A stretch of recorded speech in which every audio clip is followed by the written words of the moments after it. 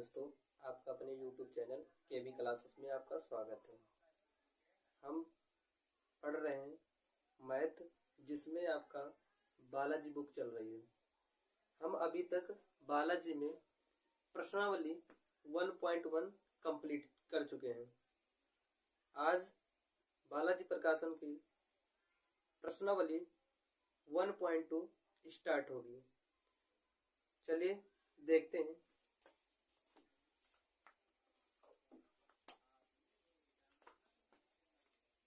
देखिए, पहला क्वेश्चन कह रहा है कि प्रश्नावली आपका है अभ्यास प्रश्न 1.2।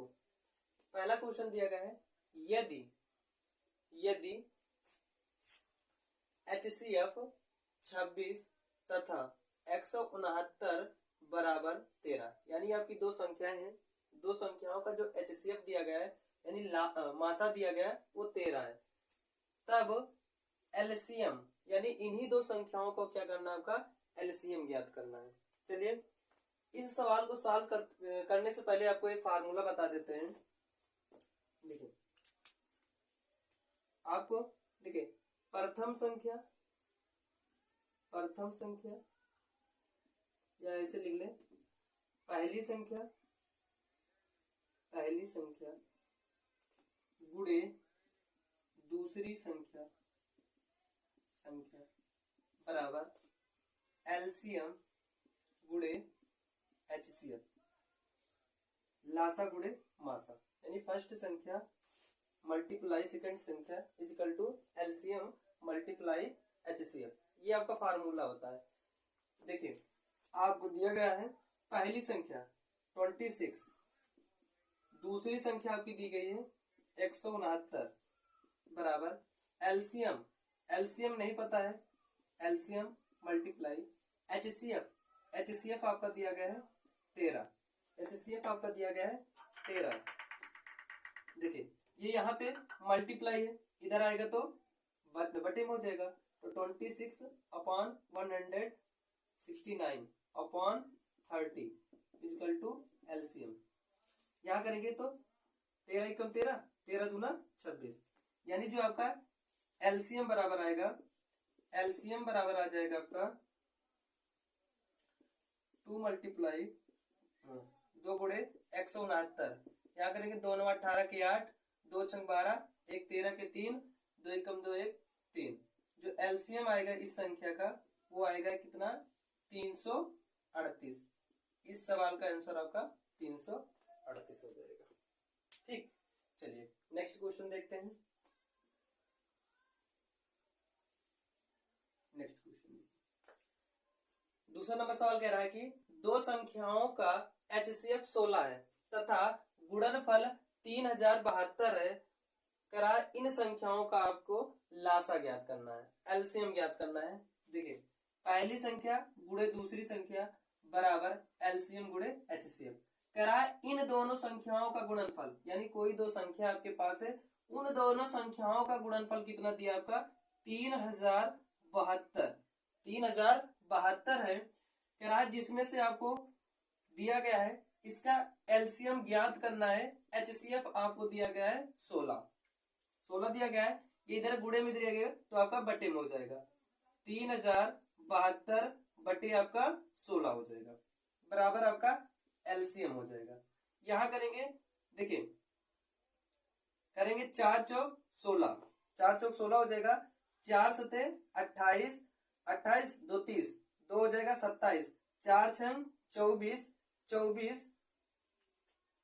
24 हो जाएगा, 24 3 27, यानी कि ये हो जाएगा 32 और 32 हो जाएगा।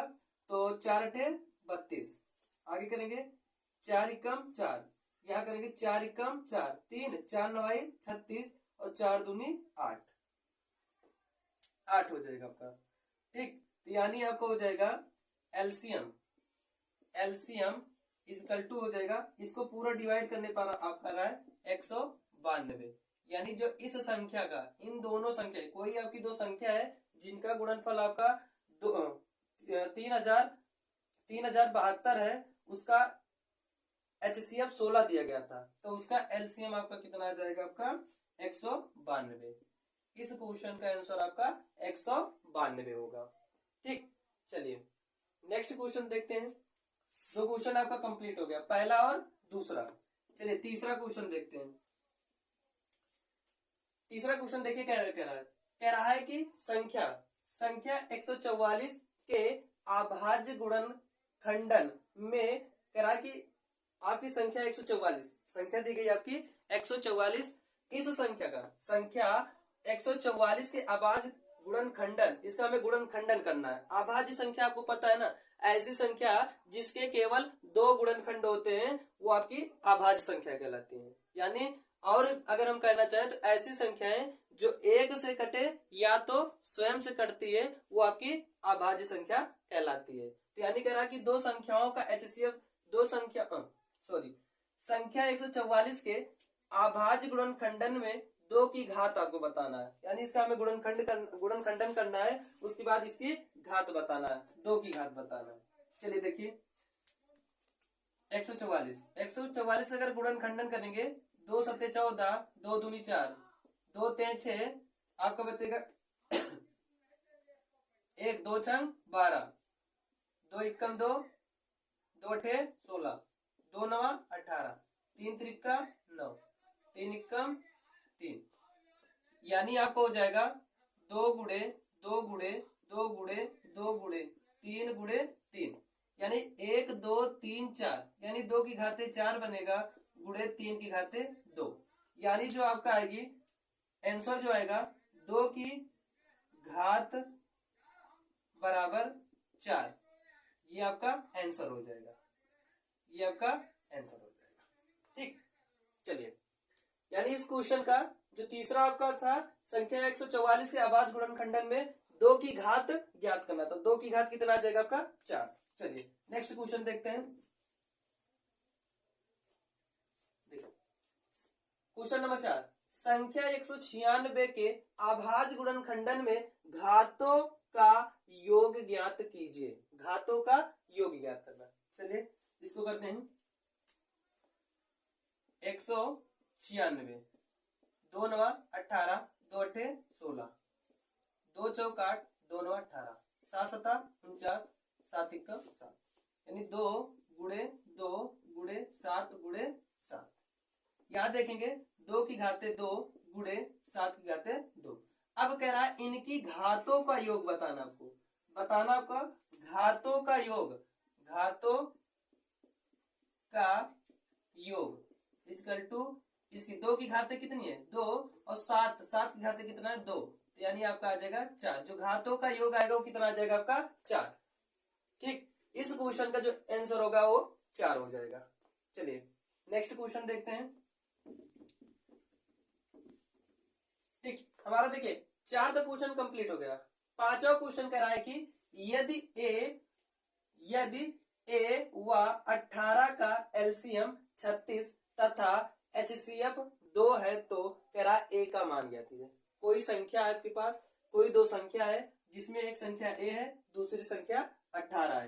कह रहा है इन संख्याओं का एलसीएम जो आएगा वो 36 आएगा और एचसीएफ जो आएगा वो 2 आएगा। कह रहा है कि वह संख्या बताना है, मतलब 2 का मान कितना है जो इन दोनों का एलसीएम 36 आ जाए और एचसीएफ आपका 2 आ जाए। चलिए देखिए, आपको देखिए पहले ही फार्मूला लिखें, पहली संख्या गुणे दूसरी संख्या बराबर एलसीएम गुणे एचसीएफ। देखिए पहली संख्या आपका ए है, दूसरी संख्या आपका 18 है, एलसीएम 36 है, एचसीएफ आपका 2 है।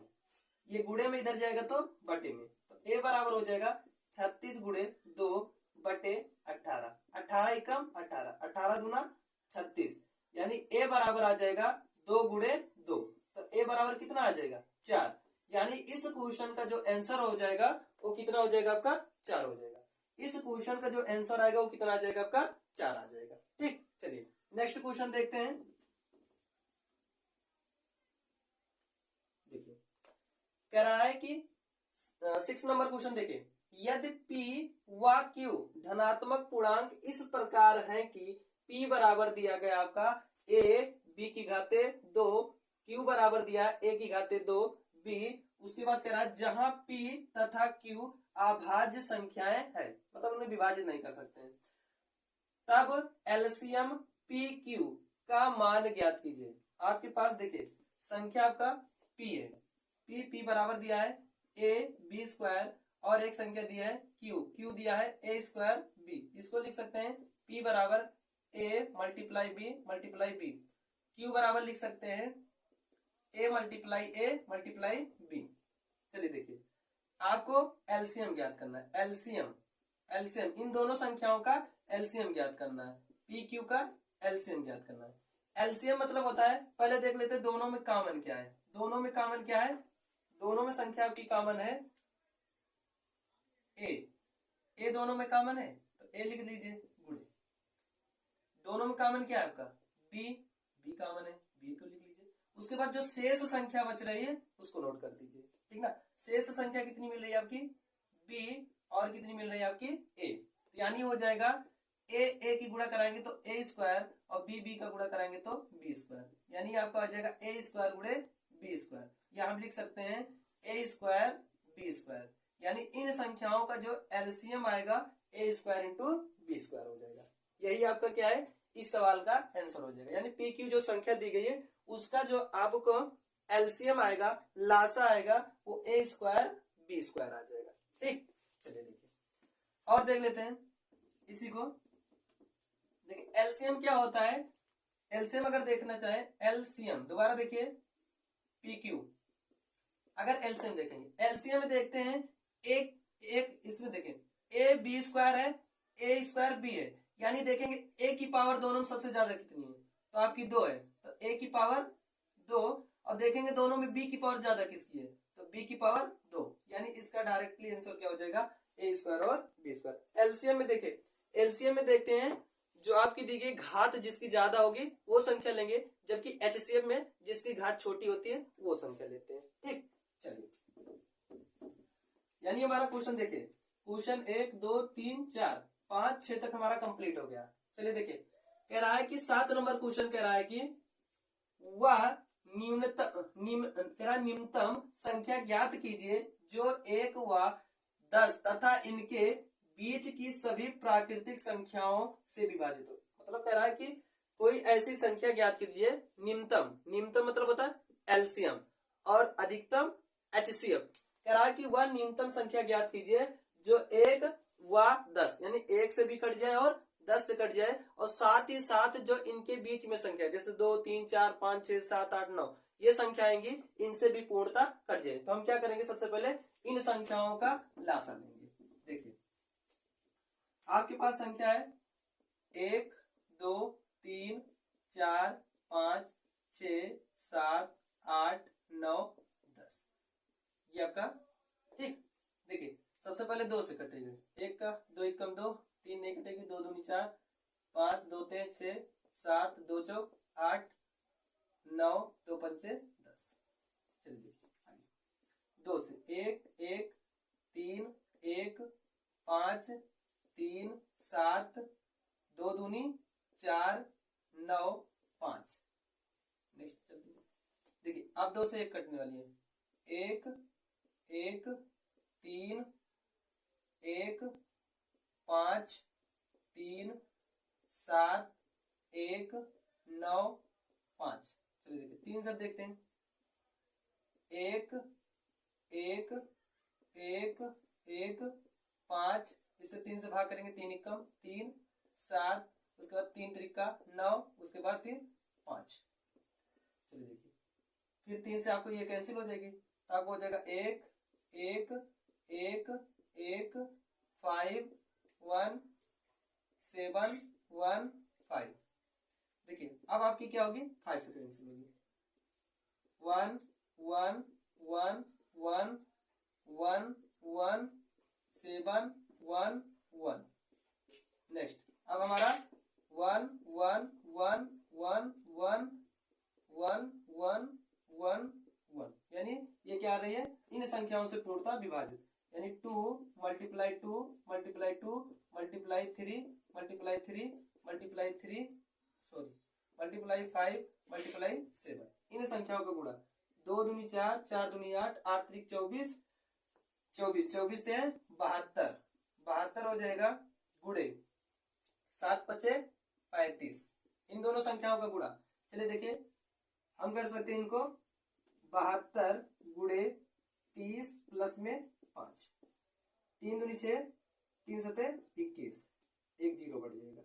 आगे 5, 5 दूनी 10, 10 के जीरो, 5 सते 35, 35 से 36, जोड़ेंगे आपका जीरो, 6 6 12 के 2, 3 1 4, एक हासिल 5 और ये 2, यानी वो आपकी संख्या कितनी है आपकी 25 20 है। यानी जो संख्या आपकी है 25 20 वह क्या होगी आपकी 1 व 10 तथा इनके बीच की संख्याओं से क्या हो जाएगी पूर्णतः विभाजित होने वाली संख्या है। ठीक, चलिए उम्मीद करते हैं समझ में आ गया होगा। चलिए नेक्स्ट क्वेश्चन देखते हैं। ठीक,